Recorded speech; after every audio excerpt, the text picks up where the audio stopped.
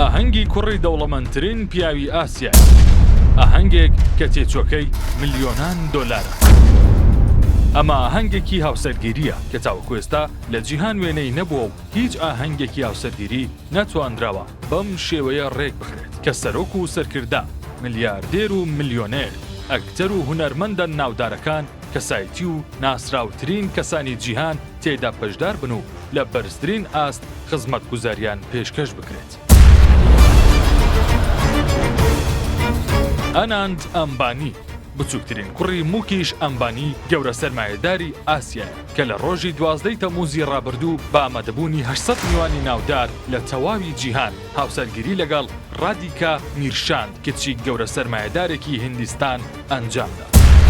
ئەوەی لە میدیاکانی جیهان کاردانەوەی زۆری دروست کرد تێچووی ئاهەنگەکە بوو کە تاوەکو ئێستا لەلایەن خۆتی خێزانەکە پشتڕاست نەکراوەتەوە.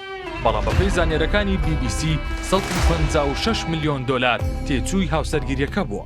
لە ئاهەنگەکەی ئەمبانی ڕیهانا و جاستین بیبەر گۆرانیان گوتووە و بەپێی زانیاریەکان ڕیهانا بڕی 7 میلیۆن دۆلار و جاستین بیبەر بڕی 10 میلیۆن دۆلاری وەرگرتووە.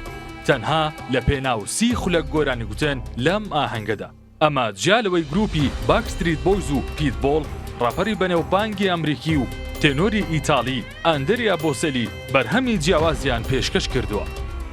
هەر لەوە ئاهەنگەدا ئیڤانکا ترامپ کچی سەرۆکی پێشووی ئەمریکا، مارک زۆکەربێرگ، بیل گەیتس، تۆنی بلێر، کیم کارداشیان و خۆلی کارداشیان، جۆن سینا، بریانکا کاپرا و نیک جۆنسی هاوسەری، جیانی ئیڤانتینیۆ، مایک تایسۆن، چەندین یاریزان و کەسایەتی دیکە بەشداریان لە ئاهەنگەکە کرد کە تەواوی میوانەکان فڕۆکەی تایبەت، شوێنی مانەوە و خزمەتگوزاریان بۆ دابین کرابوو.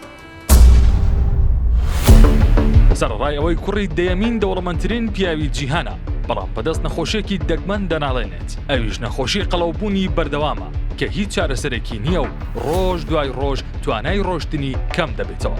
خێزانی ئەمبانی لە باڵەخانەیەکی جیاواز و سەرنجڕاکێش دەژین بە ناوی ئەنتیلیا لە مومبای کە لە 27 نوهۆم پێک هاتووە و بەهاکەی دەگاتە 4.6 میلیارد دۆلاری ئەمریکی.